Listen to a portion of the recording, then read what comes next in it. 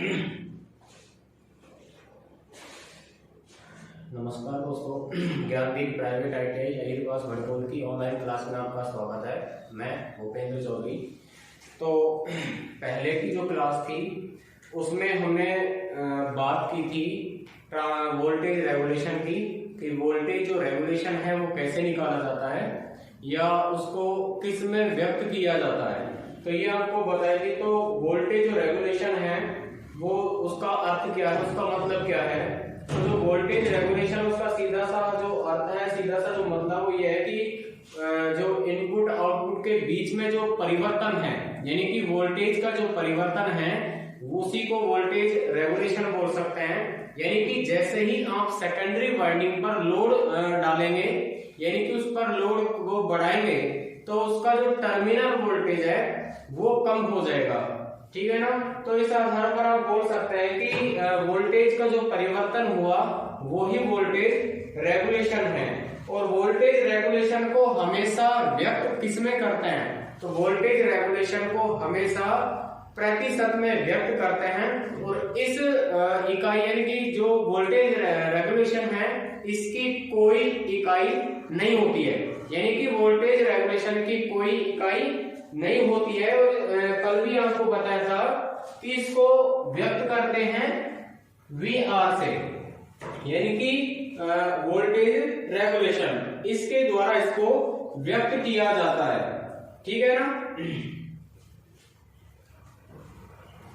तो इस आधार पे आप कह सकते हैं कि जो वोल्टेज रेगुलेशन है वो प्रतिशत में व्यक्त किया जाता है। और प्रतिशत में व्यक्त करने के लिए इसको फुल लोड और नो लोड की अवस्था में इनका रेशियो निकाला जाता है। ठीक है ना। तो आपने कल न्यूमेरिकल जो किए थे उसके बाद आज एक क्वेश्चन है कि एक ट्रांसफॉर्मर लोड से संयोजित किया गया है, यानी कि लोड से जोड़ा गया है, और यदि किसी कारणवश लोड को हटा दिया जाए तो वोल्टेज 480 वोल्ट से 660 वोल्ट हो जाती हैं। तो वोल्टेज रेगुलेशन क्या होगा। ठीक है ना। तो यानी कि जो लोड की अवस्था थी तो उस पर वोल्टेज कितनी थी, 480 वोल्ट। ठीक है ना। और लोड हटा देने के बाद वोल्टेज कितनी हो जाती है, 660 वोल्ट। यानी कि 480 से कहां गई, 660। तो यानी कि जो 660 वोल्टेज है इनको क्या बोल सकते हैं, VNL, और इनको क्या बोल सकते हैं, VFL। यानी कि नो लोड वोल्टेज कितनी हो गई, 660, और फुल लोड वोल्टेज कितनी हो गई, 480। यानी कि सवाल में यह कह रहा है कि जब लोड पर जुड़ा ट्रांसफॉर्मर है तो उसके दौरान उसकी जो वोल्टेज है वो 480 वोल्ट है, और जैसे ही लोड को शून्य करते हैं, लोड को डिस्कनेक्ट करते हैं, उसको हटाते हैं, तो वोल्टेज कितनी हो जाती है, 660 वोल्ट। ठीक है ना। तो यानी कि अब ये पूछ रहा है कि इसका जो वोल्टेज रेगुलेशन है वो कितना होगा। ठीक है ना। तो अपना वोल्टेज रेगुलेशन का जो फॉर्मूला है वो होता है VNL माइनस VFL बटे VFL गुणा 100। तो यानी कि नो लोड वोल्टेज है उसमें से फुल लोड वोल्टेज को घटाएंगे और उसमें भाग किसका देंगे, फुल लोड वोल्टेज का। और अगर प्रतिशत में राशि निकालनी है तो गुणा किससे करेंगे, 100 से। ठीक है ना। तो यानी कि जो फॉर्मूला उसमें आप इस राशि को रखेंगे तो VNL यानी कि जो नो लोड की जो अवस्था है वो कितनी है, 660 वोल्टेज। तो आप इस तरीके से रख सकते हैं कि 660 माइनस फुल लोड कितना है, 480 बटे VFL का मान कितना है, वही 480। अब आप इसको सॉल्व कर सकते हैं, गुणा में कर देंगे 100। तो यानी कि 660 में से 448 आपको घटाना है और उसमें भाग देना है 480 का। गुणा किससे करेंगे, 100 से, और 100 से गुणा करेंगे प्रतिशत निकालने के लिए। तो सीधा सा आप घटा सकते हैं कि 0 का 0 रख देंगे, 0 रख देंगे। अब 16 में से 8 गए तो कितने बचे, 8 बचे, और 5 में से 1 गए तो 4 गए तो सॉरी 1 बचा। यानी कि 180 बटे कितने 480 इंटू में कितने 100, तो यानी कि 660 में से हम 480 जब घटाएंगे तो कितना बचेगा 180 बचेगा, और 180 में भाग किसका देंगे 480 का, गुणा किससे करेंगे 100 से करेंगे, ठीक है ना। तो यानी कि आप 1 0 से 1 0 काट सकते हैं। अब इसको और सीधा सरल कर सकते हैं आप, यानी कि 2 5 10 और 2 2 4 2 चौको 8, ठीक है ना। अब इसको और सीधा कर सकते हैं, 3 8 24 और 3 6 18, ठीक है ना। इसको और सॉल्व कर सकते हैं, यानी कि 4 दूनी 8 और 4 एकम 4 कितना बचे 2 4 5 20। अब यानी कि 15 5 कितना हो गए 75 और बटे में कितना 2, ठीक है ना। तो अब 75 में भाग देना है 2 का, तो कितना आ जाएगा 2 3 6 2 7 14, यानी कि 37.5%। तो यानी कि अगर किसी ट्रांसफॉर्मर का फुल लोड वोल्टेज 480 है और नो लोड वोल्टेज 660 वोल्ट है, तो उसका वोल्टेज रेगुलेशन कितना होगा 37.5% होगा। कितना होगा 37.5%, ठीक है ना। तो इस प्रकार से आप वोल्टेज रेगुलेशन निकाल सकते हैं। तो आसानी से आप निकाल सकते हैं कि फॉर्मूला अपने पास है कि नो लोड जो वोल्टेज की अवस्था होती है उसको फुल लोड की अवस्था में घटाया जाता है, और फुल लोड की अवस्था में उसको भाग दिया जाता है। प्रतिशत निकालने के लिए किससे गुणा करते हैं 100 से गुणा करते हैं। तो इस प्रकार से जो राशि निकल के आएगी, वो जो राशि होगी वो वोल्टेज रेगुलेशन की कहलाएगी। तो इस आधार पर आप वोल्टेज रेगुलेशन निकाल सकते हैं, यानी कि वोल्ट का नियमन आप ज्ञात कर सकते हैं, ठीक है ना। यानी कि अब बात करते हैं कि जो ट्रांसफॉर्मर है वो एसी की अपेक्षा डीसी से अगर जोड़ दिया जाए तो उस पर क्या प्रभाव पड़ेंगे, ये आपको पहले भी मैंने क्लियर करवा दिया था स्टार्टिंग में कि जो ट्रांसफॉर्मर है वो केवल एसी पर कार्य करते हैं, डीसी पर कार्य नहीं करते हैं। अब डीसी पर कार्य क्यों नहीं करते हैं, तो इसका जो मुख्य कारण है वो ये होता है कि जैसे ही आप एसी सप्लाई देंगे तो उसके दौरान उसमें इंडक्टिव रिएक्टेंस दोनों प्रभाव पैदा होंगे, और जैसे ही आप उसको डीसी धारा प्रोवाइड कराएंगे तो उसमें किसी भी प्रकार का ना तो इंडक्टेंस प्रस्तुत होगा और ना ही इंडक्टिव रिएक्टेंस प्रस्तुत होगा। दोनों की अवस्थाएं शून्य होंगी, धारा का जो प्रवाह लगातार होगा, कोर गर्म होंगी, वाइंडिंग्स गर्म होंगी, उनमें धारा का प्रवाह अधिक प्रवाहित होगा, जिसके कारण कोर वाइंडिंग गर्म होने के बाद क्या हो जाएगा जल जाएगा, नष्ट हो जाएगा, खराब हो जाएगा। तो इसलिए जो ट्रांसफॉर्मर होते हैं वो डीसी सप्लाई पर कार्य नहीं कर पाते, ठीक है ना। अब बात करते हैं कि जो ट्रांसफॉर्मर की जो फ्रीक्वेंसी है उसके ऊपर ट्रांसफॉर्मर कैसे निर्भर होता है, ठीक है ना। तो हम एक रेशियो बना सकते हैं इस तरीके से, यानी कि साइज बराबर 1/f, ठीक है ना। तो यानी कि f में आप इस तरीके से करेंगे, साइज में आप इस तरीके से करेंगे, तो इसका सीधा संबंध क्या हो जाएगा, ठीक है ना। तो यानी कि फ्रीक्वेंसी को आप इंक्रीज करेंगे, यानी कि फ्रीक्वेंसी का मान अधिक करेंगे या अधिक फ्रीक्वेंसी का ट्रांसफॉर्मर प्रयोग करेंगे, तो उसका जो साइज है वो कैसा हो जाएगा, छोटा हो जाएगा, कम आकार का हो जाएगा, ठीक है ना।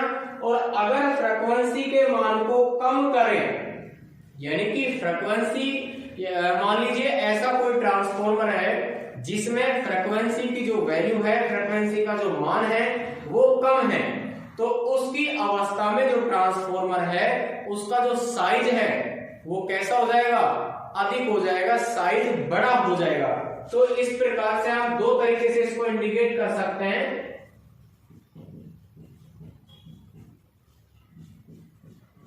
ठीक है ना। तो यानी कि आप इस तरीके से समझ सकते हैं कि यानी कि जब आप फ्रीक्वेंसी के मान को कम करेंगे, फ्रीक्वेंसी का मान अगर कम होगा तो ट्रांसफॉर्मर का साइज अधिक बड़ा होगा, और अगर कोई ऐसा ट्रांसफॉर्मर है जिसमें फ्रीक्वेंसी का मान बहुत ज्यादा है तो वो ट्रांसफॉर्मर साइज में छोटे होते हैं, यानी कि उन ट्रांसफॉर्मरों का जो आकार है वो कैसा होता है, कम होता है, छोटा होता है। ठीक है ना, तो इस प्रकार से आप समझ सकते हैं। अगर आपसे पूछ लिया जाए कि जो ट्रांसफॉर्मर है वो एक है 8 kVA 50 हर्ट्ज, बी में है 8 kVA 400 हर्ट्ज, सी में है 8 kVA 100 हर्ट्ज और डी में है 8 kVA 600 हर्ट्ज। तो सवाल ये कि इनमें से कौन सा ट्रांसफॉर्मर साइज में सबसे छोटा है, यानी कि जो ट्रांसफॉर्मर 4 प्रकार के ABCD में प्रदर्शित कर रखे हैं। तो सवाल यह है कि इन प्रकार के जो ट्रांसफॉर्मर है उसमें सबसे छोटा आकार कौन से वाले ट्रांसफॉर्मर का है। ठीक है ना, तो ऑप्शन ए में जो उसकी रेटिंग है वो 1 kVA के, जिसकी फ्रीक्वेंसी की वैल्यू कितनी है 50 हर्ट्ज है, बी में 1 kVA है, फ्रीक्वेंसी की वैल्यू 400 हर्ट्ज है, सी में 1 kVA की जो फ्रीक्वेंसी की वैल्यू है वो 100 हर्ट्ज है और डी में 1 kVA की जो फ्रीक्वेंसी जो वैल्यू है वो 600 हर्ट्ज है। तो इससे पहले जो अवस्थाएं आपको बताई थी उसमें 2 प्रकार की अवस्था आपको बताई थी कि जिस ट्रांसफॉर्मर में फ्रीक्वेंसी की वैल्यू अधिक होती है वो ट्रांसफॉर्मर का साइज छोटा होता है और जिस ट्रांसफॉर्मर में फ्रीक्वेंसी का मान कम होता है, यानी कि ऐसा ट्रांसफॉर्मर का जो निर्माण हुआ है जिसमें फ्रीक्वेंसी का जो मान है वो कैसा है, कम है, तो वो ट्रांसफॉर्मर का साइज कैसा हो जाएगा, बड़ा हो जाएगा।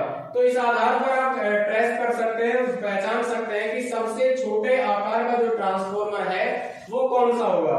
तो वो कौन सा होगा, डी होगा, यानी कि 600 हर्ट्ज की जो फ्रीक्वेंसी है उस पर कार्य करने वाला जो ट्रांसफॉर्मर है वो आकार में सबसे छोटा होगा। तो इस तरीके से आप उसको पहचान सकते हैं। ठीक है ना, अब इसके बाद अपन बात करते हैं ट्रांसफॉर्मर रेटिंग की, कि अगर आपको वैल्यू दी गई है आपसे पूछ लिया जाए कि ट्रांसफॉर्मर की जो रेटिंग है वो होती है केवीए में, अब वो होगी कितनी, तो वो आप ज्ञात कर सकते हैं। ठीक है ना, तो यानी कि अगर आपसे पूछ लिया जाए कि कोई ट्रांसफॉर्मर है 25 kVA का, ठीक है ना, 25 kVA का कोई ट्रांसफॉर्मर है और उसकी आवृत्ति यदि 50 हर्ट्ज से कितनी कर दी जाए, 60 हर्ट्ज, कितनी कर दी जाए, 50 हर्ट्ज से 60 हर्ट्ज कर दी जाए, तो ट्रांसफॉर्मर की रेटिंग क्या होगी।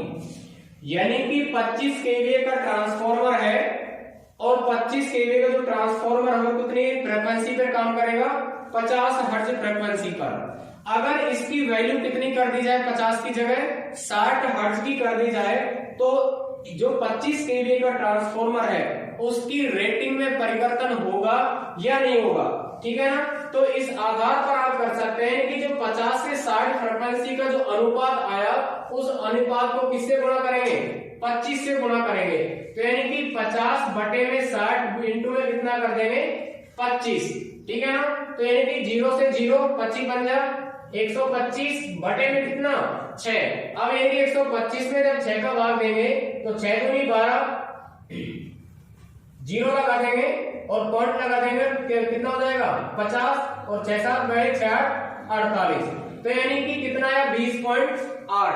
अब 20.8 की जो रेटिंग होगी, इकाई होगी, वो किसमें होगी, केवीए में, 20.8 केवीए। अगर इसका पूर्ण मान लिया जाए तो यानी कि लगभग कितना केवीए का हुआ, 21 केवीए का।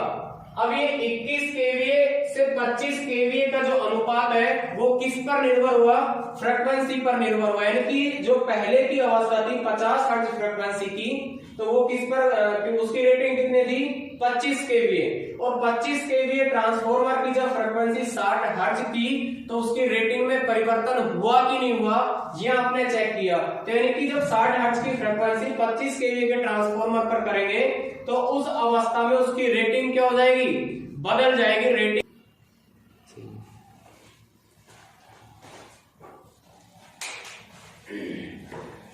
तो इस तरीके से जो वोल्टेज का जो नियमन है, वोल्टेज का जो रेगुलेशन है, वो आसानी से निकाल सकते हैं और रेटिंग चेक कर सकते हैं कि जो ट्रांसफॉर्मर की जो क्षमता है, रेटिंग है, अगर उस पर फ्रीक्वेंसी का मान परिवर्तन कर दिया जाए, यानी फ्रीक्वेंसी को बदल दिया जाए तो उस पर रेटिंग पर क्या प्रभाव पड़ेगा।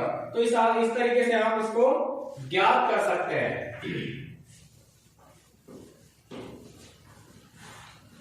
ये पहले ही बता दिया कि जो ट्रांसफॉर्मर का जो आकार होता है, साइज होता है, वो फ्रीक्वेंसी के ऊपर डिपेंड करता है कि जब किसी ट्रांसफॉर्मर का जो निर्माण है वो अधिक फ्रीक्वेंसी के लिए किया गया है, यानी कि फ्रीक्वेंसी का मान अधिकतम अगर उसमें बनाया गया है तो उस आधार पर उसका साइज छोटा होगा, और अगर फ्रीक्वेंसी का मान कम के ऊपर उसका निर्माण किया गया है तो उसका साइज बड़ा होगा, यानी कि उसका जो निर्धारण वो अधिक होगा। ठीक है ना। तो इस आधार पर आप इसको पहचान सकते हैं।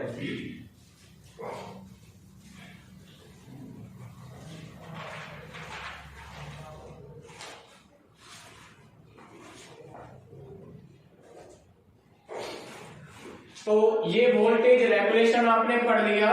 वोल्टेज रेगुलेशन के बाद में आपने उसका जो फ्रीक्वेंसी का जो मान अगर कम या अधिक कर दिया जाए, यानी कि फ्रीक्वेंसी के मान को परिवर्तित कर दिया जाए, यानी कि 50 से मान लो 60 कर दिया जाए या 60 से 50 कर दिया जाए, तो उसके दौरान जो रेटिंग में अंतर पैदा होगा वो कितना होगा और कैसे होगा, ये भी आपको बता दिया। ठीक है ना। अब हम बात करेंगे अगले टॉपिक की। हमारा जो अगला टॉपिक है वो है क्षतियां, लॉसेज। तो यानी कि जो लॉसेज है, क्षतियां हैं, वो कैसे होंगी, कितने प्रकार की हैं, कौन से भागों में ये क्षतियां होती हैं, किस रूप में होती है और कैसे ये उत्पन्न की जाती है या हो जाती हैं, तो इनका आप विवरण पढ़ेंगे। तो यानी कि ऐसी कोई भी प्रकार की मशीन, चाहे वो स्टैटिक हो या मूवेबल हो, यानी कि नियत गति पर कार्य करने वाली हो या चलायमान गति हो, तो उनमें सभी प्रकार के लॉसेज होते हैं। केवल कंडीशन ये होती है, यानी कि शर्तें ये होती हैं कि उन क्षतियां जो होती हैं, लॉसेज जो होते हैं, उनके मान को कम कर सकते हैं, समाप्त नहीं कर सकते। अब अपन पढ़ेंगे ट्रांसफॉर्मर का लॉसेज। और ट्रांसफॉर्मर का जो लॉसेज है उसके अंदर जो क्षतियां हैं वो केवल 2 प्रकार की होती है। यानी कि ट्रांसफॉर्मर एक ऐसी डिवाइस है जो स्टैटिक डिवाइस है, स्थैतिक युक्ति है, इसमें कोई भी घूमने वाला भाग नहीं होता, इसीलिए इसमें मैकेनिकल लॉस उत्पन्न नहीं होता, यानी कि यांत्रिक क्षति नहीं होती। इस ट्रांसफॉर्मर में 2 प्रकार की क्षतियां होती हैं, एक तो आयरन लॉस और दूसरा कॉपर लॉस। कौन कौन से होते हैं? एक तो आयरन लॉस और दूसरा कॉपर लॉस। अब बात करते हैं कि जो लॉसेज हैं वो होते क्यों हैं, यानी कि जो इनपुट आउटपुट का जो अनुपात है, उनका जो रेशो है, उनके दौरान उत्पन्न विद्युत शक्ति व्यय क्या कहलाती है? क्षति कहलाती है, लॉसेज कहलाता है। यानी कि किसी भी अगर कोई मशीन है तो उसका इनपुट और आउटपुट प्रक्रिया के तहत जो शक्ति की खपत होती है, जो शक्ति अनावश्यक रूप में चली जाती है, जो उपयोगी नहीं होती है, उसी मात्रा को क्या कहते हैं? लॉस कहते हैं, क्षति कहते हैं। ठीक है ना। तो इस अवस्था के दौरान जब हम पहले बात करेंगे वो बात करेंगे आयरन लॉस की, लोहे क्षति की। तो बात करेंगे कि जो लोहे क्षति है वो कहाँ होती है, किस रूप में होती है, और इसका जो निर्भरता वो किस आधार पे होता है। तो जो लोहे क्षति है वो 2 प्रकार की होती है। ठीक है ना। तो यानी कि आयरन लोहे बोल सकते हैं, कांस्टेंट बोल सकते हैं, नियत बोल सकते हैं, कोर बोल सकते हैं। यानी कि जो आयरन क्षति है उसका आप अनेक नाम से बोल सकते हैं, यानी कि लोहे में होती है इसलिए आयरन या लोहे क्षति बोल सकते हैं। कांस्टेंट क्यों बोल रहे हैं? कांस्टेंट का मतलब है कि चाहे अवस्था फुल लोड की हो या नो लोड की हो, तो दोनों अवस्थाओं में राशि का परिवर्तन नहीं होता है, यानी कि जो लोहे क्षति का मान है वो नियत होता है। अगला पॉइंट क्या है? नियत। और कांस्टेंट का मतलब क्या है? यानी कि किसी भी कंडीशन में लोहे क्षतियों का मान नहीं बदलता है, चाहे कंडीशन फुल लोड की हो या नो लोड की हो। और होता किसमें? कोरों में, यानी कि जो पटलन कोड होती है उनके अंदर जो आयरन लॉस है होता है, इसलिए इसको क्या बोल देते हैं? कोर क्षति बोल देते हैं। अब बात करते हैं कि जो लोहे क्षति है इसका मापन कौन सी डिवाइस यानी कि कौन से मीटर के माध्यम से किया जाता है, ठीक है ना। तो यानी कि जो लॉसेज है वो किसके माध्यम से मापा जाता है? वाट मीटर नामक युक्ति से, यानी कि जो वाट मीटर नामक जो डिवाइस है उसके द्वारा लोहे क्षतियों का मान ज्ञात किया जाता है। या कोई सी भी प्रकार की अगर क्षति है तो उसका मापन कैसे करेंगे, चाहे वो कॉपर लॉस हो या आयरन लॉस हो, तो दोनों क्षतियों का जो ज्ञात करेंगे, दोनों क्षतियों का जो मापन करेंगे वो कौन से डिवाइस या कौन से मीटर के माध्यम से करेंगे? वाट मीटर के माध्यम से, ठीक है ना। तो यानी कि जो वाट मीटर जो होते हैं उनका जो समंजन है, उनका जो कनेक्शन है, उनकी जो स्थापना है वो कौन सी सप्लाई पर किस प्रकार के वाट मीटर का प्रयोग किया जाता है। हम बात करेंगे कि एसी और डीसी दो धाराएं हो गई।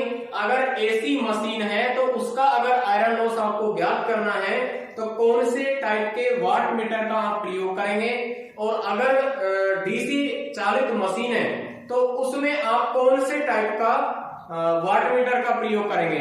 तो इसके बारे में हम जानेंगे कि अगर वाट मीटर कौन सा टाइप है? Induction type. यदि वाट मीटर आपका इंडक्शन टाइप है तो उसके द्वारा कौन सी प्रकार की मशीनों की क्षतियों का मान आप ज्ञात कर सकते हैं। तो यानी कि इंडक्शन टाइप का जो वाट मीटर है उसके द्वारा एसी चालित मशीनों की क्षतियों का मापन आप कर सकते हैं, ठीक है ना। तो यानी कि क्षतियों का जो मापन करते हैं वो वोल्ट मीटर, एमीटर के माध्यम से भी कर सकते हैं।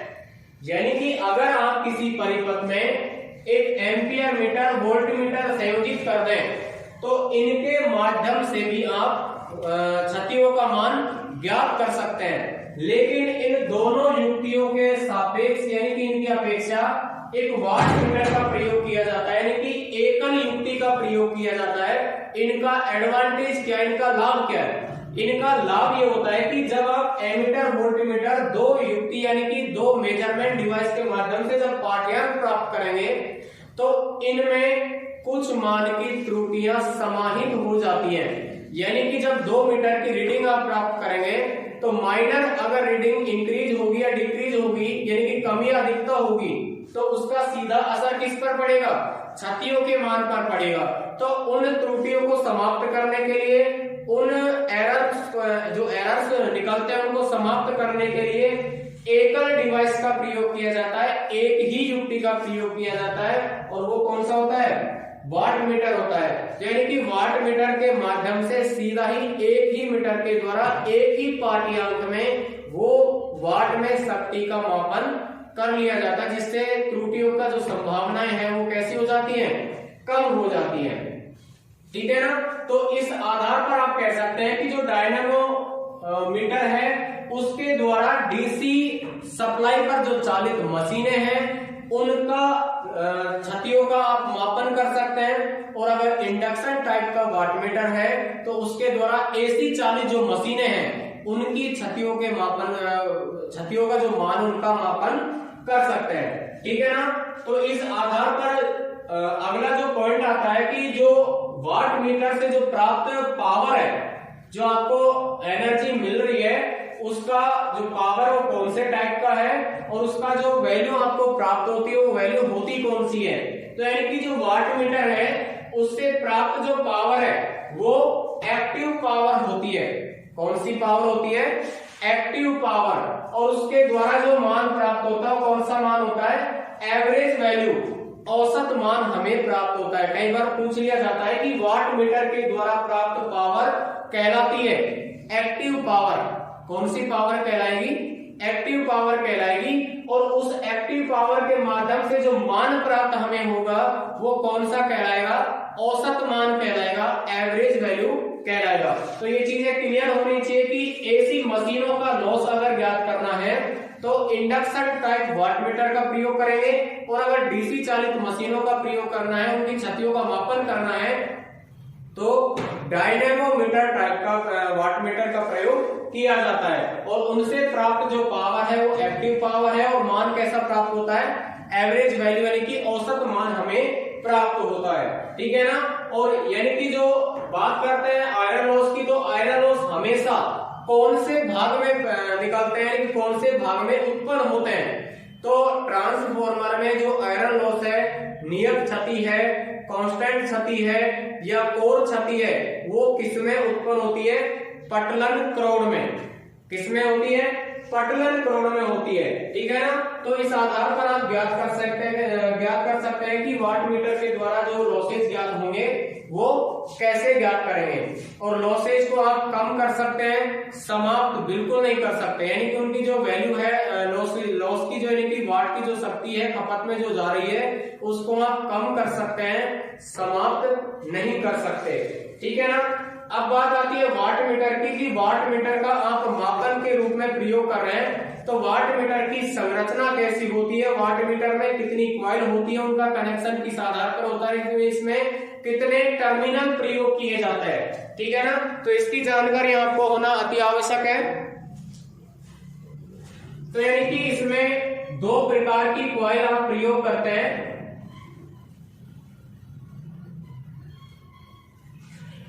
एक तो होती है सीसी, दूसरा होता है पीसी। तो सीसी का पूरा नाम होता है करंट कॉइल, और पीसी का पूरा नाम होता है प्रेशर कॉइल। क्या नाम होता है? Pressure coil. ठीक है ना। यानी कि दो प्रकार की वाट मीटर में वाइंडिंग प्रयोग की जाती है, जिसको कुंडली बोलते हैं, कॉइल बोलते हैं। तो एक तो सीसी जिसको करंट कॉइल बोल रहे हैं, पीसी जिसको प्रेशर कॉइल बोल रहे हैं। अब बात करते हैं कि जो करंट कॉइल, प्रेशर कॉइल है, इनका निर्माण किस आधार पे किया जाता है। ठीक है ना। तो यानी कि करंट कॉइल के सामने आप इस तरीके से इनको इंडिकेट कर सकते हैं।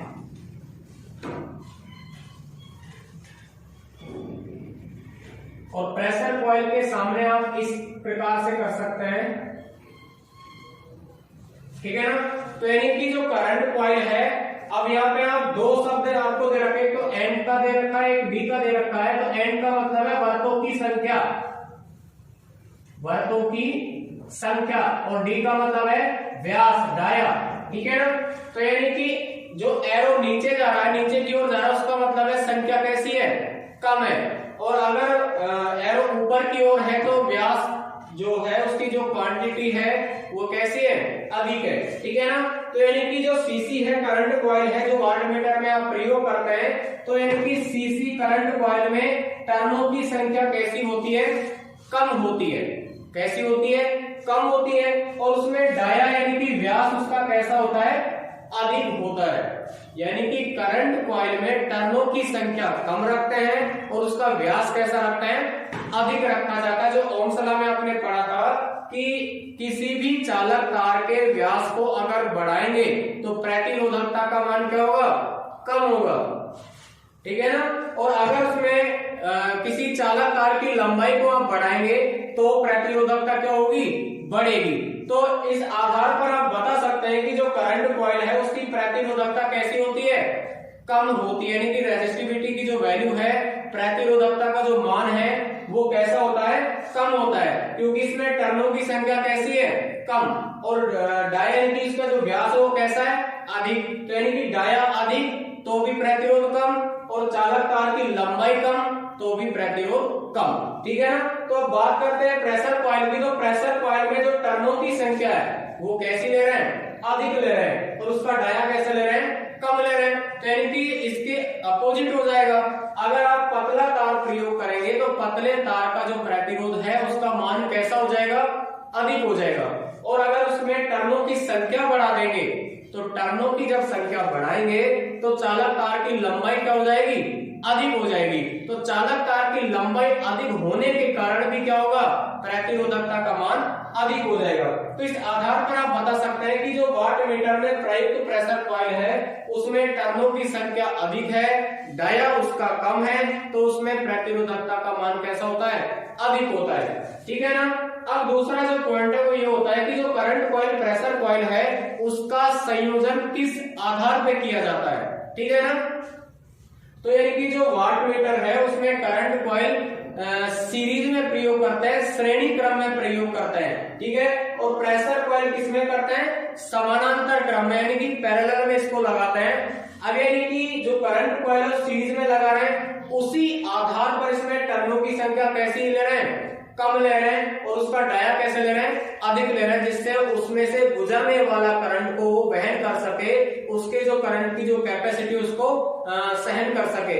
इसीलिए मोटे तार कम टर्नों की करंट कॉइल बनाई जाती है और प्रेशर कॉइल समानांतर में स्थापित की जाती है, जिसके कारण उसमें टर्नों की संख्या अधिक और व्यास कम रखा जाता है। तो इस प्रकार से जो वाट मीटर होती है उसका संरचना होता है, उसमें दो प्रकार की कॉइल स्थापित की जाती है, एक तो करंट कॉइल और दूसरा प्रेशर कॉइल, जिसका अलग अलग प्रकार की मशीनों में अलग अलग प्रकार के वाट मीटरों का प्रयोग किया जाता है। ठीक है ना।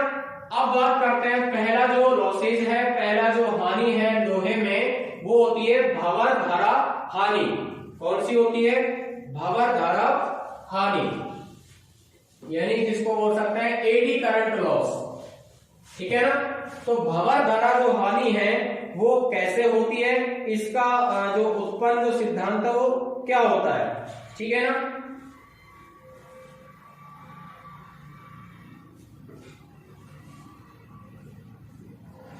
तो इसमें सिद्धांत ये होता है कि जब फैराडे के चुंबकीय क्षेत्र के सिद्धांत के अनुसार जब किसी भी चालक भाग में धारा प्रवाहित कराते हैं तो उसमें भी कुछ मान का ईएमएफ उत्पन्न हो जाता है, और उसमें ईएमएफ यानी कि धारा का जब प्रवाह होगा तो वो भाग क्या होगा, गर्म होगा। क्या होगा, गर्म होगा। और गर्म होने के कारण वो मशीन की जो दक्षता है, मशीन की जो इफिशियंसी है, क्षमता, वो कैसी हो जाएगी, कम हो जाएगी। यानी कि इनपुट की अपेक्षा में आउटपुट कैसा मिलेगा, कम मिलेगा। तो यानी कि जो कम इनपुट में आउटपुट मिला तो वो अधिकतम जो इनपुट आपने दिया उसका भाग कहाँ गया, लॉसेज के अंदर गया, क्षतियों के अंदर गया। तो इस बेसिस पे आप बता सकते हैं कि जो भंवर धारा हानि होती है, एडी करंट जो लॉस होता है, वो वाइंडिंग्स गर्म हो या सॉरी कोर गर्म होती है, यानी कि उसमें कुछ मान का ईएमएफ पैदा होता है। या इस तरीके से बोल सकते हैं कि जो कोर होती है उनका जो प्रतिरोधकता का मान है वो कम होता है, और कम प्रतिरोधकता का मान होने के कारण कुछ मान का ईएमएफ, कुछ मान का विद्युत वाहक बल उनमें प्रेरित हो जाता है, जो विरोध किसका करेगा, यानी कि जब आप कोर में धारा का प्रवाह स्थापित हो गया तो उसमें ईएमएफ पैदा होगा और वो विरोध किसका कर देगा, प्रेरित ईएमएफ का। तो यानी कि जब वो कोर गर्म होंगी, गर्म होने के कारण वाइंडिंग्स गर्म होंगी, और अगर लॉसेज एक अधिकतम सीमा से अधिक होगा तो मशीनें क्या होंगी, खराब हो जाएंगी, और लॉसेज का मान अधिक होने के कारण उसकी जो दक्षता एफिशिएंसी वो भी कैसी हो जाएगी, कम हो जाएगी। ठीक है ना। तो इस आधार पर जो एडी करंट होता है उसका एडी करंट जो लॉस होता है वो होता है। अब यानी कि बात करते हैं जो आयरन लॉस है वो कैसे होता है। तो यानी कि मैंने पहले भी आपको बताया था कि जो लोहे क्षति का मान है वो किसी भी प्रकार की मशीन आप ले सकते हैं, और सभी प्रकार की मशीनों में जो आयरन लॉस है वो नियत होता है, फिक्स होता है, चाहे कंडीशन लोड की हो या अनलोड की हो।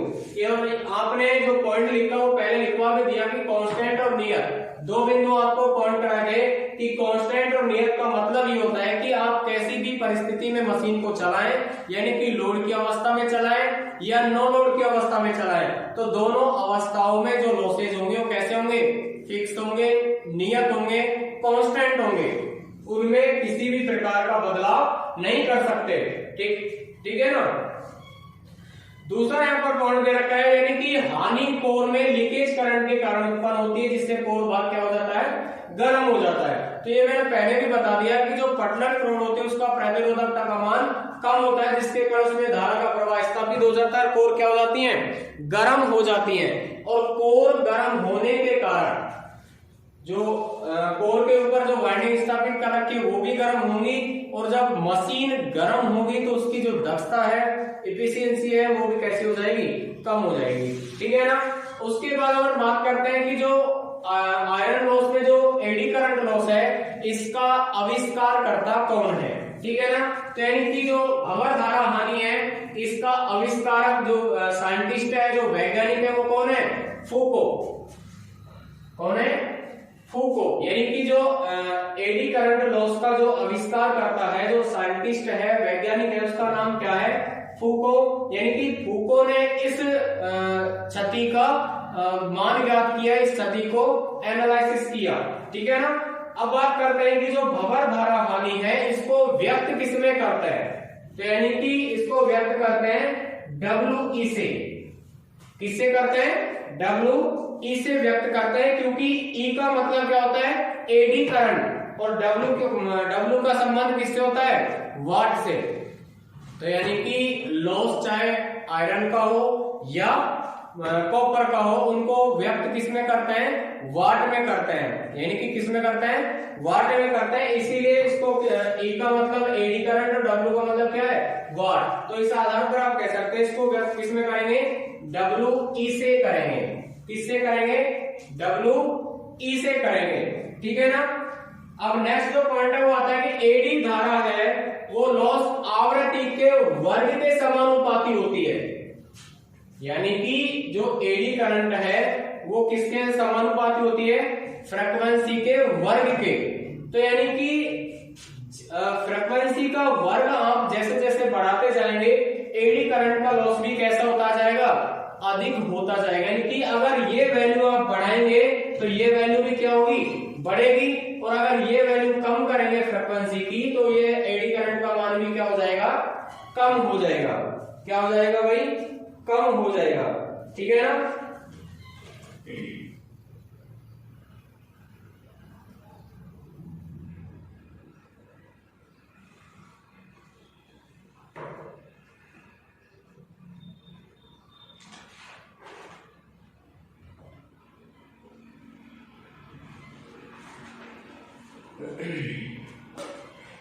और आपसे इसके आधार पर एक क्वेश्चन पूछ भी सकता है कि यानी कि अगर भंवर धारा क्षति सामान्यतः किस पर निर्भर करती है, यानी कि एडी करंट जो लॉस है वो किस पर निर्भर होता है। तो उसमें आप बता सकते हैं कि आवृत्ति के वर्ग पर, यानी कि आवृत्ति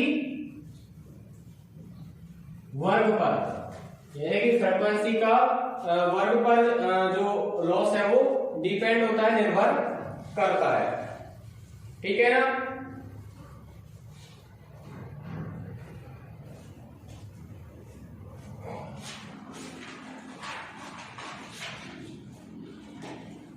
अब उसके बाद में जो लोहे क्षति के अंदर जो एडी करंट लॉस है उसको ज्ञात करने का एक फॉर्मूला है, जिसको आप इस प्रकार से इंडिकेट कर सकते हैं, डब्ल्यू ई बराबर B maximum F square T square और I square F square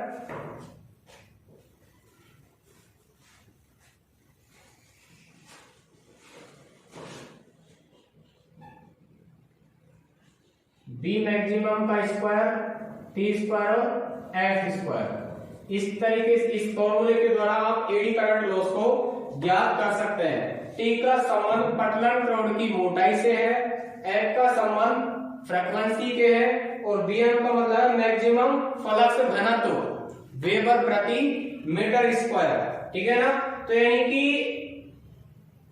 पटलन rod की जब मोटाई आप बढ़ाएंगे, आपने पहले जब पटलन रॉड के बारे में पढ़ा तो उसमें आपने पढ़ा था कि अगर आप 25 हर्ट्ज फ्रीक्वेंसी का ट्रांसफार्मर प्रयोग करते हैं तो उसके लिए जो कोर प्रयोग करते हैं उसकी जो मोटाई होती है वो कितनी होती है, 0.50 mm। कितनी लेते हैं 0.50 mm। और अगर 50 हर्ट्ज फ्रीक्वेंसी का जो ट्रांसफॉर्मर है उसके लिए पटलन रोड की जो थिकनेस है, मोटाई है, वो कितनी लेते हैं 0.35 mm। तो इस आधार पर जो लॉसेज हैं वो डिपेंड होते हैं, तो यानी कि बी मैक्सिमम का स्क्वायर गुणा करेंगे थिकनेस, यानी कि जो पटलन रोड ले रहे हैं उसकी मोटाई कितनी है उससे गुणा जितना फ्रीक्वेंसी का मान उसमें प्रवाहित कर रखा है ट्रांसफॉर्मर में, तो इन सब का गुणनफल करके जो वैल्यू निकल के आएगी वो एडी करंट लॉस की होगी। किसकी होगी? एडी करंट लॉस की। ठीक है ना। तो उसके बाद अगर बात करें हम दूसरे लॉस की, तो जो आयरन लॉस के अंदर जो दूसरा लॉस है वो है हिस्टेरेसिस लॉस, जिसको सैथिल्य क्षति बोलते हैं। क्या बोलते हैं? सैथिल्य क्षति। तो यानी कि किसी भी चुंबकीय पदार्थ को जब आप बार बार चुंबकित और अचुंबकित करें, यानी कि उसको मैग्नेटाइजम और डिमैग्नेटाइजम उसमें करें, तो उस प्रक्रिया के दौरान जो विद्युत की शक्ति की जो खपत होगी, यानी कि मान लीजिए ये कोई चुंबकीय पदार्थ है, इसको आप चुंबकित कर रहे हैं, उसको फिर वापस विचुंबकित कर रहे हैं, तो उसके दौरान जो विद्युत शक्ति की जो खपत होती है उसी को क्या बोलेंगे? हिस्टेरेसिस लॉस बोलेंगे, सैथिल्य क्षति बोलेंगे। ठीक है ना। तो उसके बाद अपन अगले पॉइंट की बात करते हैं कि जो सैथिल्य क्षति है, हिस्टेरेसिस लॉस है, उसका आविष्कारक कौन है? ठीक है ना। तो यानी कि जो सैथिल्य क्षति है उसका आविष्कारक है स्टैन मेट्ज। और उसके पहले जो आपने एडी करंट लॉस पढ़ा तो उसमें उसका वैज्ञानिक कौन था? वैज्ञानिक फूको। ठीक है ना। और उसमें जो सैथिल्य क्षति है उसमें जो वैज्ञानिक का नाम वो क्या है? स्टैन मेट्ज। तो यानी कि स्टैन मेट्ज ने सैथिल्य क्षति का पता लगाया, इन्होंने सैथिल्य क्षति को ज्ञात किया, इन्होंने हिस्टेरेसिस क्षति का मापन किया, यानी कि इसीलिए इसको क्या बोलते हैं? आविष्कार कारक बोल रहे हैं। अब जिस प्रकार से आपने भंवर धारा हानि को किसमें व्यक्त किया? WE में, उसी आधार से जो हिस्टेरेसिस लॉस है उसको किसमें व्यक्त करते हैं? WH से। H का मतलब हिस्टेरेसिस और W का मतलब वाट, यानी कि जो क्षतियों का जो मापन है वो वाट में व्यक्त किया जाता है, और H का सीधा संबंध किससे है? हिस्टेरेसिस से है, सैथिल्य से, इसलिए इसको किसमें व्यक्त करते हैं? WH से व्यक्त करते हैं। ठीक है ना। और यह जो लॉस है, सैथिल्य क्षति है, ये आवृत्ति के समानुपाती होती है, यानी कि जो सैथिल्य क्षति है, हिस्टेरेसिस लॉस है, वो फ्रीक्वेंसी के कैसे होता है? प्रोपोर्शनल होता है, यानी कि फ्रीक्वेंसी को आप बढ़ाएंगे तो भी हिस्टेरेसिस लॉस क्या होगा?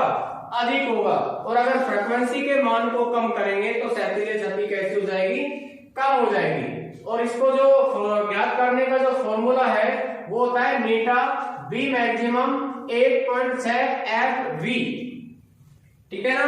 तो यानी कि बी मैक्सिमम का मतलब है मैक्सिमम फ्लक्स।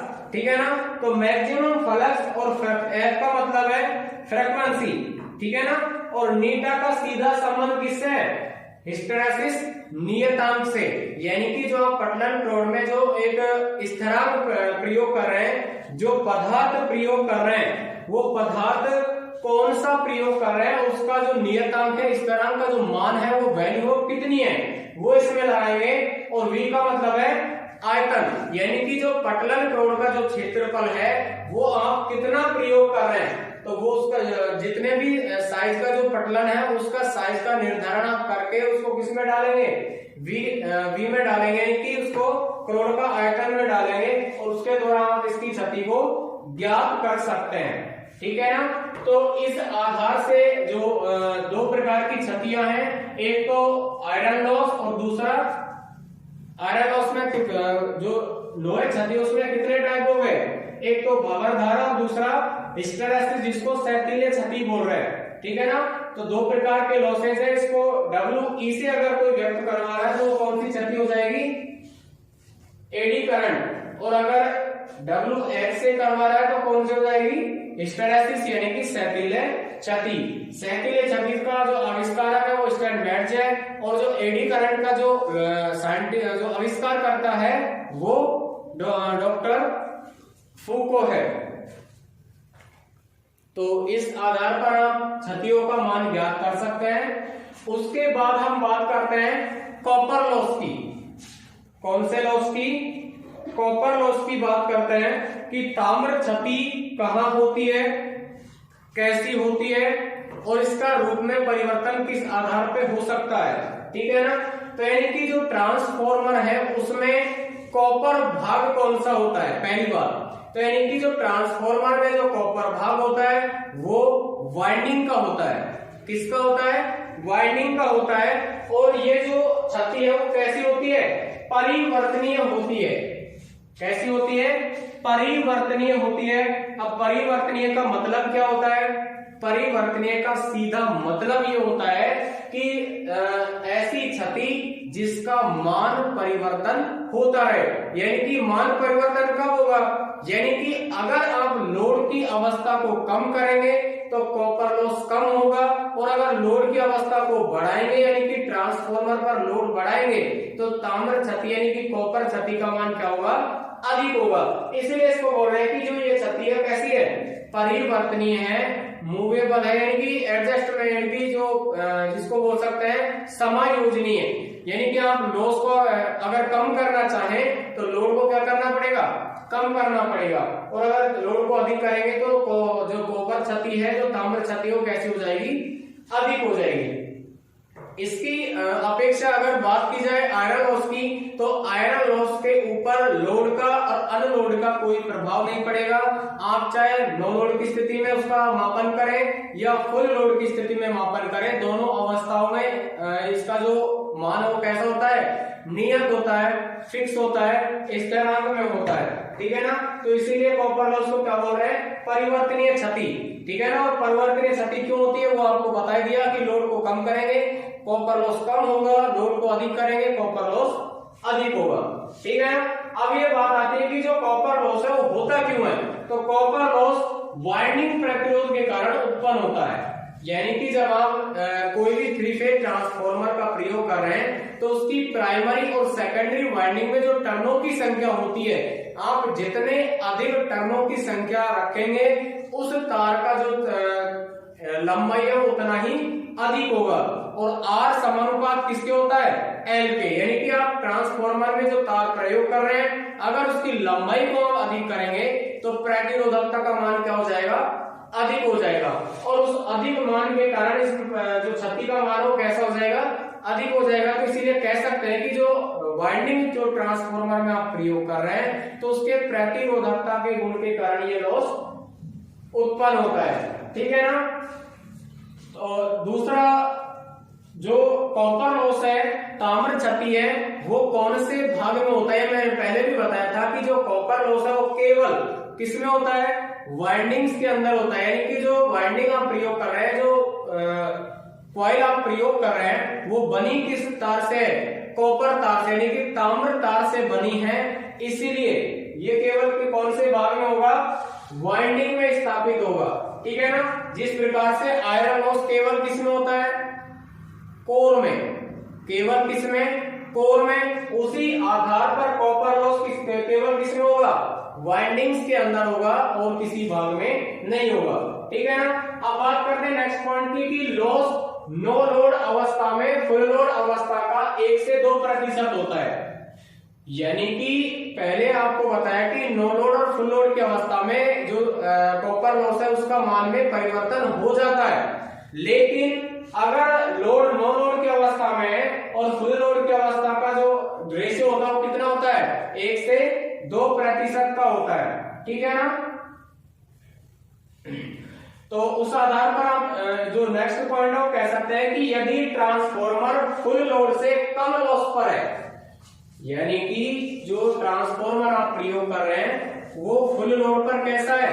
कम लॉस पर है। और कम लॉस पर होने के कारण उसका अगर ये आपसे पूछा जाए कि जो उसका मान है वो 1/2 कर दिया जाए, 1/4 कर दिया जाए, 3/4 कर दिया जाए, तो इनका वर्ग करके दिए गए लोड से गुणा कर देते हैं तो ताम्र क्षति का मान निकल जाता है। ठीक है ना। तो यानी कि अगर आपसे पूछ लिया जाए कि कोई ट्रांसफॉर्मर है, ठीक है ना, यदि कोई ट्रांसफॉर्मर फुल लोड पर जो लॉस है वो है 1000 वाट। कितना है? 1000 वाट का लॉस है। और वो ये बोल रहा है कि आधे लोड पर लॉस कितना होगा। आधे लोड पर का मतलब क्या है? 1/2 भाग। कितना भाग? यानी कि वो उसका सवाल है कि यदि ट्रांसफॉर्मर में फुल लोड पर लॉस 1000 वाट है, यानी कि जो कॉपर लॉस है वो कितना है? 1000 वाट है। और ये कह रहा है कि अगर आधा लोड कर दिया जाए तो आधा लोड करने के कारण उसमें जो लॉस होगा वो कितना होगा। तो आधा का मतलब कितना है? 1/2। अब यहाँ पे आपको पहले क्या बताया कि अगर ट्रांसफॉर्मर फुल लोड से कम लॉस पर अगर लाना है तो अगर अवस्थाएं 1/2 की दे दे। 1/2 का मतलब क्या हुआ? आधा हुआ। 1/4 का मतलब क्या हुआ? चौथाई हुआ। इस प्रकार से अगर आपको दे दे तो उनका वर्ग करके और जो आपको लोड दिया गया है उससे गुणा कर देंगे तो जो बचा जो लॉसेज है वो आपको ज्ञात कर सकते हैं। ठीक है ना? तो यानी कि 1/2 आधा का बोल रहा है तो आधा का क्या कर देंगे? वर्ग कर देंगे। गुणा किससे कर देंगे? 1000 से, यानी कि दिए गए लोड से। ठीक है ना? तो 1/2 का जब वर्ग करेंगे तो कितना आएगा? 1/4। गुणा किससे करेंगे? 1000 से। तो 4 एकम 4, 4 दूनी 4 पंजो 20। तो यानी कि कितना आया? 250 वाट। ठीक है ना? तो यानी कि आपने देखा कि मान लीजिए फुल लोड से कम लॉस पर आपने ज्ञात किया तो फुल लोड पर जो लॉस था वो कितना था? 1000 वाट का लॉस था। तो अगर आधे लोड कर दिया जाए तो आधा लोड करने के बाद जो लॉस होगा वो कितना होगा? 250 वाट का लॉस होगा। तो इस प्रकार से आपको कॉपर लॉस ज्ञात करना होगा कि वो फुल लोड की अवस्था में आधा लोड पूछे, 1/3 है कि 1/3 पूछे, 1/4 पूछे, तो उन संख्याओं का वर्ग करके जो लोड सवाल में दे रखा उसको उससे उसका गुणनफल कर देंगे तो वो राशि निकल जाएगी। ठीक है ना? अब नेक्स्ट सवाल आपसे पूछे कि कोई ट्रांसफॉर्मर है, ठीक है ना, और वो ट्रांसफॉर्मर लोहे क्षति 900 वाट है, यानी कि WI का मान कितना है? 900 वाट। और ताम्र क्षति 6400 वाट है, यानी कि WCU कितना है? 6400 वाट। ठीक है ना? और यदि ताम्र क्षति को 1/4 कर दिया जाए, यानी कि कॉपर लॉस को 1/4 कर दिया जाए तो ताम्र क्षति का मान कितना होगा? ठीक है ना? तो कंडीशन पहले वाली है, यानी कि जो आयरन लॉस है वो कितना है? 900 वाट है और कॉपर लॉस कितना है? 6400 वाट। अब ये पूछ रहा है कि अगर इस लोड को चौथाई कर दिया जाए, चौथाई का मतलब क्या होता है? 1/4 भाग। कितना होता है? 1/4 भाग होता है। तो अपनी कंडीशन क्या है कि फुल लोड से अगर लॉस कम करना है और जितना भाग दे रखा है उस भाग का वर्ग करके और जो लोड दिया हुआ है उससे गुणनफल कर देंगे। ठीक है ना? तो जो लॉस कम हुआ वो उसके गुणज में आ जाएगा। तो यानी कि वो कह रहा है 1/4 भाग, यानी कि चौथाई भाग को कम कर रहा है। तो 1/4 का क्या कर देंगे? वर्ग कर देंगे और गुणनफल किससे कर देंगे? 6400 से, क्योंकि आपको ज्ञात क्या करवाना है? कॉपर लॉस ज्ञात करवाना है, यानी कि कॉपर लॉस का जो अधिकतम लॉस है वो 6400 है। अगर इसका 1/4 कर दिया जाए, यानी कि 1/4 भाग कर दिया जाए तो लॉस कितना होगा? तो ये आपको ज्ञात करना है। तो 1/4 का वर्ग किया तो 1/4 का वर्ग किया तो कितना आया? 16। गुणा किससे करेंगे? 6400 से। ठीक है ना? तो 16 एकम 16, 16 चौका 64। तो यानी कि अपना जो लॉस आया वो कितना आया? 400 वाट का आया। ठीक है ना? तो यानी कि इस आधार पर आप निकाल सकते हैं कि कोई भी सवाल आपको दिया गया है और उसमें फुल लॉस आपको अगर दे रखा है तो लॉस को अगर कम करना है तो वो कितना भी भाग अगर कम करना चाहें तो उस भाग का वर्ग करके जो दिया गया लोड है उसको गुणनफल करके वो राशि आप आसानी से निकाल सकते हैं। जिस प्रकार से इसमें दे रखा था कि आयरन लॉस 900 वाट का है, कॉपर लॉस 6400 वाट का है, तो इस आधार पर कह रहा है कि अगर लोड 1/4 भाग कर दिया जाए तो लॉस कितना होगा। तो यानी कि 1/4 यानी कि 1/4 कर रहा है, तो 1/4 का क्या कर देंगे, वर्ग कर देंगे, और इसका वर्ग करके जो फुल लोड की अवस्था दे रखी है उससे गुणनफल कर देंगे, और राशि जो निकल के आएगी वो कौन सी निकल के आएगी, 1/4 की 1/4 भाग की। तो यानी कि 1/4 भाग का जो लॉस है वो कितना है, 400 वाट का, और फुल लोड की अवस्था में कितना आया, 6400 वाट का। तो इस प्रकार से आप कॉपर लॉस ज्ञात कर सकते हैं, ठीक है ना। तो इस प्रकार से इनको ज्ञात कर सकते हैं। इसमें आपको एक सवाल भी पूछ सकता है कि मान लीजिए किसी कोई ट्रांसफॉर्मर है और उसमें आयरन लॉस, मान लो ये सवाल ले लेते हैं कि उसमें आयरन लॉस 900 वाट है और कॉपर लॉस 6400 वाट है। तो उस ट्रांसफॉर्मर में अगर आप चौथाई भाग प्रयोग करें, यानी चौथाई भाग उस पर लोड दें, तो आयरन लॉस कितना होगा। यानी कि कोई ट्रांसफॉर्मर आप प्रयोग कर रहे हैं जिसमें आयरन लॉस कितना हो रहा है, 900 वाट का हो रहा है, और कॉपर लॉस कितना हो रहा है, 6400 वाट का हो रहा है। अब उसका सवाल यही है कि अगर उसके लोड को कितना कर दिया जाए, 1/4 भाग कर दिया जाए, तो आयरन लॉस की मात्रा कितनी होगी। तो अगर कॉपर लॉस आपने देखा कि कॉपर लॉस अगर ज्ञात करना था तो आपने जितना भी हिस्सा दिया उसका वर्ग किया, उस राशि से उसको गुणनफल कर दिया, तो उत्तर अपना कितना आया, 400 वाट आया। अब सवाल किसका पूछ रहा है, आयरन लॉस का पूछ रहा है, लोहे क्षति का पूछ रहा है। तो लोहे क्षति का अगर 1/4 भाग अगर लोड का कर दिया जाए, अब ये 900 वाट की जो क्षति है वो कौन सी क्षति है, फुल लोड की। अब वो लोड कितना करवा रहा है, 1/4 भाग करवा रहा है, यानी कि चौथाई करवा रहा है। अगर चौथाई लोड कर दिया जाए तो चौथाई लोड करने की अपेक्षा में फुल लोड का जो लॉस है उसकी अपेक्षा में जो लॉस आएगा वो कितना आएगा, ये आपको ज्ञात करना है। तो यानी कि 1/4 भाग में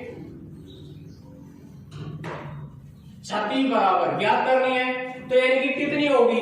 तो इसका मापन या कैलकुलेशन करने की कोई आवश्यकता नहीं है, क्योंकि इसका आपको पहले बता दिया कि किसी भी प्रकार के ट्रांसफॉर्मर में चाहे लोड की अवस्था हो या अनलोड की अवस्था, यानी कि फुल लोड की अवस्था हो या नो लोड की अवस्था हो, उसमें कॉपर लॉस जो होगा, लोहे क्षति का जो मान होगा वो नियत होगा, फिक्स होगा, कांस्टेंट होगा, स्थिर होगा, उसके मान में कोई परिवर्तन नहीं होगा। तो इसीलिए आप कह सकते हैं कि 1/4 भाग में भी जो क्षति होगी वो कितनी होगी, 900 वाट की होगी।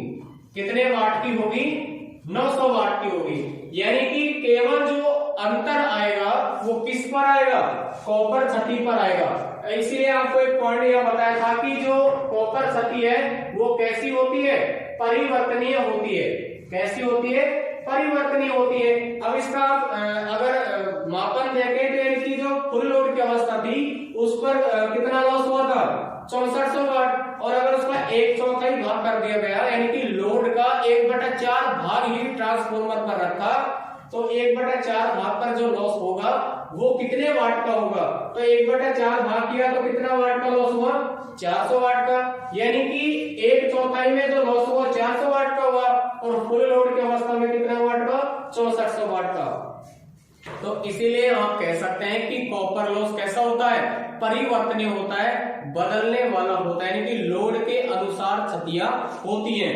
उसी अपेक्षा के अगर लोहे की बात की जाए तो लोहे क्षतियों में किसी भी कंडीशन में परिवर्तन नहीं होगा। अगर फुल लोड की अवस्था है तो भी लॉसेज उतने ही होंगे, और अगर नो लोड की अवस्था है, शून्य लोड है, तो भी आयरन लॉस उतनी ही अवस्था में होगा, उतनी ही मात्रा में होगा। इसलिए सवाल का आंसर आप दे सकते हैं कि फुल लोड की अवस्था में अगर 900 वाट का लोड खपत है, 900 वाट की अगर क्षति है, तो 1/4 भाग में भी कितनी क्षति होगी, 900 वाट की क्षति होगी, कोई परिवर्तन नहीं होगा। यानी कि चाहे वो फुल लोड की अवस्था हो या नो लोड की अवस्था हो, इस प्रकार से आयरन लॉस और कॉपर लॉस ज्ञात किया जा सकता है। ठीक है ना। तो इस प्रकार से आपने पढ़ा कि लॉसेज कैसे होते हैं, इनका आविष्कारकर्ता कौन है, या इनका जो लॉसेज का जो क्षेत्र है वो कौन सा होता है, कौन से भागों में ये उत्पन्न होते हैं, इनको आप कम कर सकते हैं, समाप्त नहीं कर सकते हैं, और ठीक है ना। और कॉपर लॉस की अगर अवस्थाएं आपको दे दी जाए लोड के अनुसार, तो लोड के अनुसार इनकी क्षतियों का मान भी परिवर्तन हो जाता है। और दूसरी अपेक्षा में अगर बात करें आयरन लॉस की, तो आयरन लॉस में जो लोड का जो माप है, लोड की जो सीमाएं हैं, अगर बदल दी जाए तो इनकी क्षतियों में किसी भी प्रकार का कोई अंतर पैदा नहीं होगा। ये आपको मैंने क्लियर भी बता दिया कि जो 900 वाट की जो क्षति है वो फुल लोड पर है, और आपको 1/3 भाग पूछे, 1/4 भाग पूछे, या 1/2 भाग पूछे, तो भी क्षतियों का मान वही 900 वाट का होगा, उनके मान में किसी भी प्रकार का कोई परिवर्तन नहीं होगा। इसीलिए आयरन लॉस को नियत या कांस्टेंट लॉसेज या क्षतियां कहते हैं। ठीक है ना, धन्यवाद।